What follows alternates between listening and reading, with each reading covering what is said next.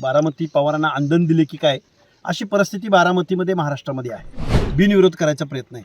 अगदी जिवे मारण्याच्या सुद्धा धमक्या इथं आलेल्या आहेत. निवडणूक विधानसभेची जवळ आलेली आहे. एकंदरीत तुम्ही सांगितले की आम्ही उमेदवार देणार आहोत. तुमच्या नावाची देखील चर्चा मोठ्या प्रमाणात होत आहे.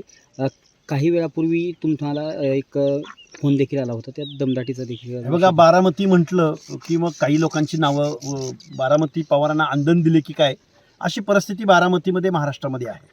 एखादा माणूस निवडणूक लढतो म्हटलं की तू का निवडणूक लढतोय, तुझं काय काम आहे तिथं, तू राजकारण करतो काय, असं म्हटलं जातं. माझी निवडणूक आयोगाला सुद्धा विनंती आहे की फ्री अँड फेअर निवडणूक ही पोटनिवडणूक पुढची होणार नाही. बिनविरोध करायचा प्रयत्न आहे. अगदी जिवे मारण्याच्या सुद्धा धमक्या इथं आलेल्या आहेत. आमचं म्हणणं असं आहे की आम्हाला लोकशाही टिकवायचे, लोकलचे प्रश्न अजेंड्यावर आणायचे. जी लोक बोलत नाहीत, बोलायचा प्रयत्न करत नाहीत आणि जी लोक बोलतात त्यांना त्रास देण्याचं काम केलं जातं आहे, टार्गेट करण्याचं काम केलं जातं आहे. त्यामुळे निवडणूक आम्ही बिनविरोध होऊ देणार नाही. निवडणुकीला आम्ही सामोरं जाऊ.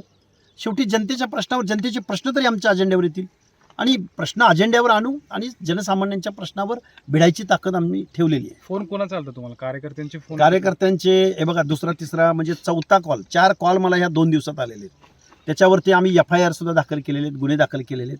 आजही कॉल येऊन गेलेला आहे आणि त्याचं सर्व रेकॉर्डिंग आम्ही मीडियाकडे पाठवलेलं आहे. काय संभाषण म्हणजे बारामती आमची आहे, तू तिथं कशाला चाललाय राजकारण करायला, तुझा काय संबंध, तू निवडणुकीला कसा उभा राहतोय, हातपाय मोडेन, असे धमकीचे कॉल आहेत.